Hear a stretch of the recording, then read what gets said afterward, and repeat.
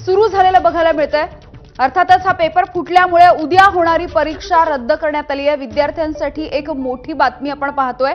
त्यामुळे पुन्हा एकदा विद्यार्थ्यांना ही परीक्षा नेमकी कधी होईल याची वाट बघावी लागणार आहे। गणेश ठाकूर आमचे प्रतिनिधी आपल्याला माहिती देतात। गणेश, महाराष्ट्रामधल्या टीईटीच्या परीक्षेचा पेपर पुन्हा एकदा फुटतोय आणि पेपर फुटीचं ग्रहण काही संपत नाहीये। अगदी बरोबर। उद्या होणाऱ्या परीक्षेच्या आधी ठाण्यामध्ये या परीक्षेचे पेपर्स मिळाले। पोलिसांना सूत्रांकडून माहिती मिळाली होती की या परीक्षेचे पेपर्स वाटले जातात, पैसे घेतले जात आहेत आणि त्यामुळे पोलिसांनी सापळा रचून जे हे सगळं करत होते किंवा ज्यांच्याकडे पेपर्स होते त्यांच्यापर्यंत पोहोचले। पोलिसांना ते पेपर सापडले। शिक्षण विभागाला याबद्दलची माहिती दिली गेली आणि त्यानंतर आता थोड्याच वेळात शिक्षण विभागाकडून प्रश्नोत्तरही येणार आहे की उद्याची होणारी परीक्षा रद्द करण्यात येते किंवा त्याला स्थगित करण्यात येते, कारण अशा प्रकारे पेपर लीक झाले आहेत। तर थोड्याच वेळात विभागाकडून याबद्दलची अधिकृत सूचना किंवा याबद्दलची भूमिका जाहीर करण्यात येईल। त्याचबरोबर पोलिसांनी या प्रकरणामध्ये काही जणांना ताब्यात घेतलं आहे। ही लोक कोण होती, पेपर्स कसे आले, हे कोण टीचर इन्स्टिट्यूट चालवणार, टीचिंग कोचिंग इन्स्टिट्यूट चालवणारे आहेत का, कोण आहेत याबद्दलची सध्या माहिती मिळू शकली नाहीये। पण पोलिसांनी काही जणांना ताब्यात घेतलं आहे आणि आता याबद्दलचा चौकशी, याबद्दलची माहिती विभागांना मिळाल्यानंतर याची चौकशी निश्चित केली जाईल आणि जे कोण याच्या मागे होते त्यांच्या विरुद्ध कारवाई करण्यासंदर्भातले आदेश विभागाकडून देण्यात येतील। त्याचबरोबर पोलीसही त्या संदर्भात पुढील कारवाई करणार आहेत। अगदी गणेश, साधारण किती विद्यार्थ्यांवरती याचा परिणाम होऊ शकतो असं काही कळू शकते आकडेवारी?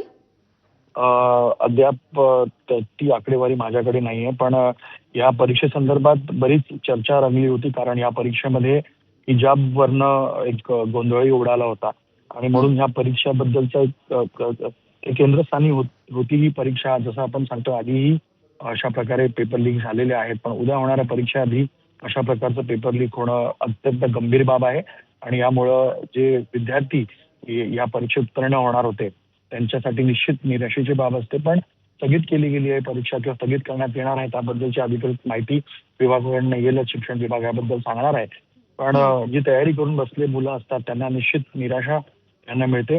पण ही परीक्षा आता भविष्यात होईल, कधी होईल त्याबद्दलची माहिती विभागाकडून देण्यात येणार आहे। बरं गणेश, या आधी जर आपण नीटच्या परीक्षेचा विचार केला तर टेलिग्राम सारख्या ऍप वरून हा पेपर फुटला होता। मात्र आता टीईटीचा जो पेपर फुटी आपल्या समोर येते तर ती कशा पद्धतीने झाली आहे? म्हणजे कुठल्या ऍपच्या माध्यमातून झाली आहे, डिजिटली झाली आहे, प्रिंटआउट्स मिळाल्यात, काय नेमकं? खरं सांगू तर याबद्दल संबंधित माहिती सूत्रांकडून मिळाली आहे, पण जास्त माहिती मिळू शकली नाहीये। आता या संदर्भात काय होतं, कसे हे लिकेज झाले हे थोड्याच वेळात कळू शकेल जेव्हा पोलीस आणि शिक्षण विभाग याबद्दलची पूर्ण माहिती समोर आणू शकेल।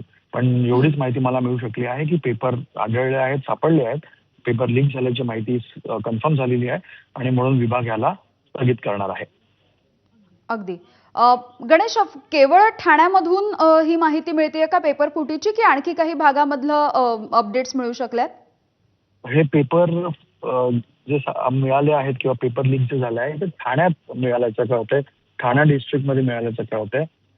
या पलीकडची माहिती थोड्याच वेळात आपल्याला मिळू शकेल, जी आपल्या प्रेक्षकांपर्यंत आपण पोहोचू।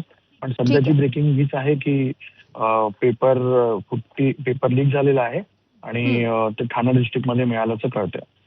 अगदी गणेश, तुम्ही असं सोबत राहा। माजी शिक्षक आमदार कपिल पाटील आपल्या सोबत आहेत। कपिलजी, एक पुन्हा एकदा खरं तर विद्यार्थ्यांच्या दृष्टीने